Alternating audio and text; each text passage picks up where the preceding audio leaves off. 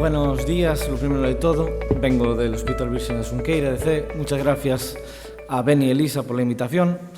Y bueno, voy a hablar de los especiadores de cemento en rodilla.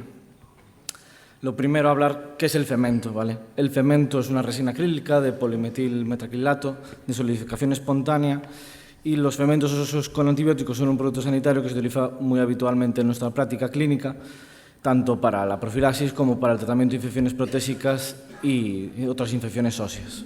Consta de una fracción de polvo, que es un polímero, que tiene un iniciador de la polimerización, que es el peróxido de benzoilo, y también tiene un agente radioopaco, que es un sulfato de bario o un dióxido de circonio, y otra fracción líquida, que es el monómero, que suele estar estabilizado por una hidroquinona y activado por N-dimetilpetoloidina.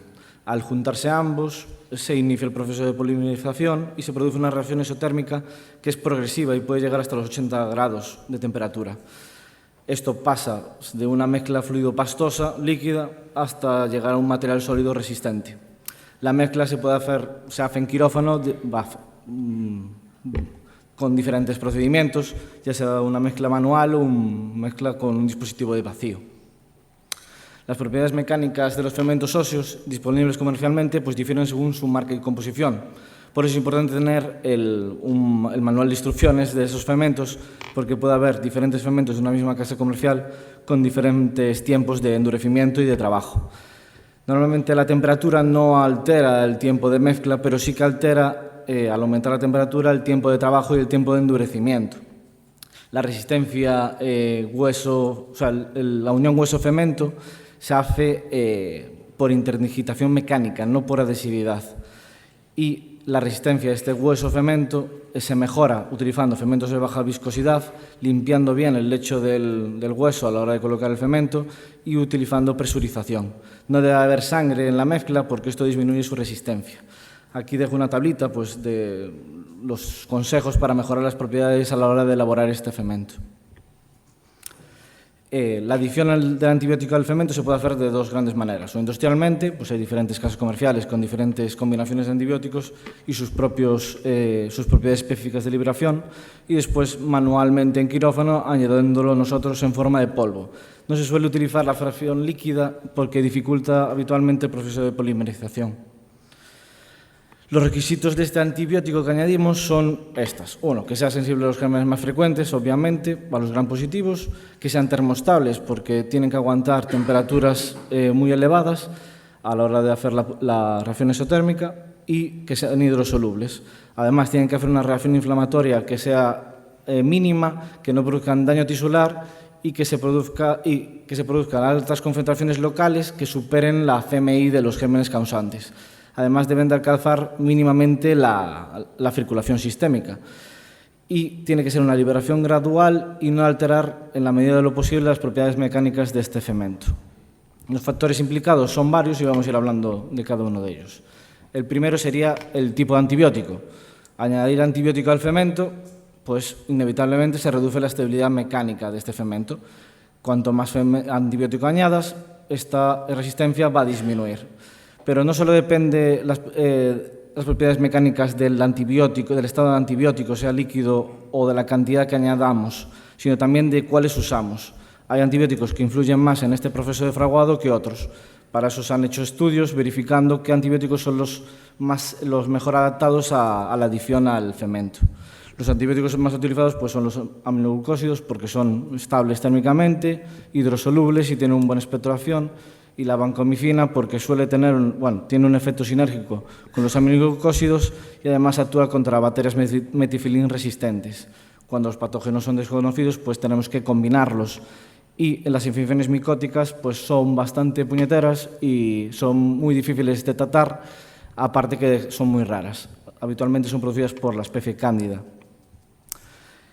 En cuanto a la dosis de antibiótico que puede añadirse al cemento para no alterar sustancialmente las propiedades mecánicas, según diferentes autores, recomiendan un 5 y un 10% del total de la masa cemento antibiótico.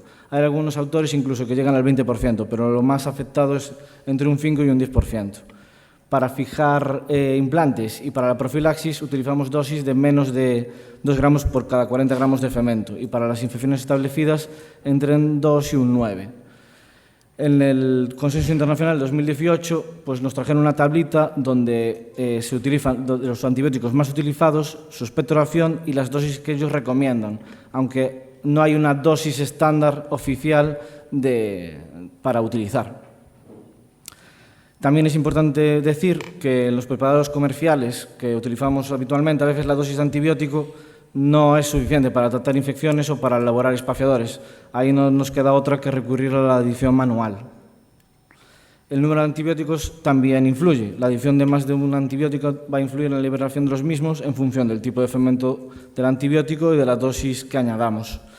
Puede haber efectos tanto sinérgicos como antagónicos. Lo típico es la vancogenta, que sea sinérgica, y en la cinética de liberación, aparte de la combinación de antibióticos que hagamos, también va a influir en su liberación la masa relativa de estos antibióticos. El ejemplo clásico es que aumentamos la liberación de gentamicina al aumentar la proporción de vancomicina en el fermento. En general, lo ideal es confirmar la idoneidad de la combinación de antibióticos que elijamos. En cuanto a la porosidad del tipo de fermento, se ha visto en diferentes estudios que la liberación de antibióticos es menor en fermentos que cargamos manualmente comparados con fermentos que ya están premezclados industrialmente la dosis de antibiótico. Para ajustar la porosidad en quirófano, la forma más sencilla que tenemos es ajustando la homogeneización del antibiótico y del fermento. Cuando hacemos un mezclado manual, en teoría deberíamos de aumentar la porosidad y aumentar la liberación de antibiótico, pero en la práctica clínica esto no ocurre así porque esa homogeneización que hacemos no es tan perfecta y esto condiciona la tasa de liberación.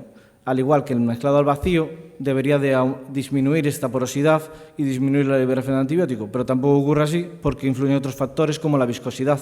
Cuanto menos viscoso es el fermento, mejor se difunde y además es más por la superficie y además es más homogéneo, consiguiendo una mayor resistencia.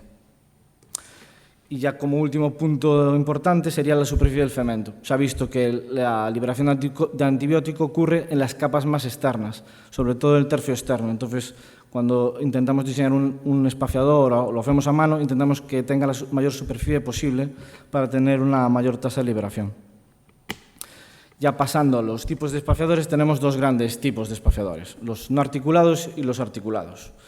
Dentro de los no articulados, pues sus características principales son que mantienen el espacio articular, mantienen la rodilla en extensión o con un mínimo grado de flexión, se consiguen grandes concentraciones de antibiótico de forma local y facilitas un segundo tiempo quirúrgico. Además, presentan buenos resultados de curación de la infección, evitamos el acortamiento de la extremidad y además a un bajo costo.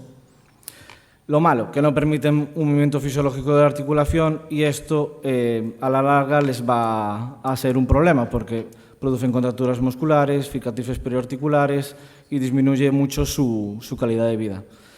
Además requieren mayor energía para realizar la marcha y además estos espaciadores pueden tener el riesgo de disociarse y producir lesiones tanto al aparato extensor como pérdida de hueso que no queremos. En general, estos espaciadores se intentan reservar para situaciones especiales en los que no tenemos grandes defectos de tibia y de fémur y no tenemos otra cosa que colocar. Lo que más utilizado, lo que intentamos utilizar son los espaciadores dinámicos o articulados. Estos mantienen la función y la tensión de los tejidos blandos, conseguimos una movilización temprana y una rehabilitación acelerada del paciente y conseguimos buenos resultados de curación, facilitamos el segundo tiempo quirúrgico y conseguimos tener grandes concentraciones de antibiótico de forma local.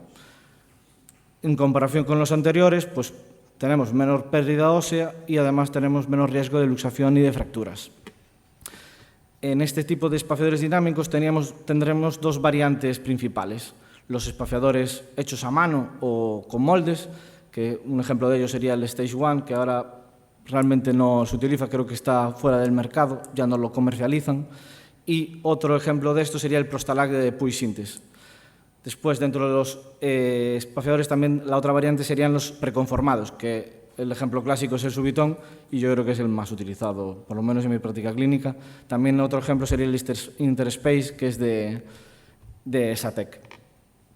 Y ya para acabar, quería hablar sobre los vástagos, que es una opción a mayores que se puede poner tanto los espaciadores articulados como no articulados y tienen tres ventajas principales. Uno, que aumentas la superficie de liberación del antibiótico al introducir el vástago dentro del canal femoral y tibial, consigues una fijación adicional del constructo y evitas riesgos de luxaciones de los componentes tanto del articulado como del bloque de cemento del no articulado, y además en los casos donde haya una pérdida ósea grave, que normalmente te irías más a un espaciador no articulado, pues tienes la posibilidad de intentar conseguir colocar un espaciador articulado al darle mayor fijación con estos vástagos.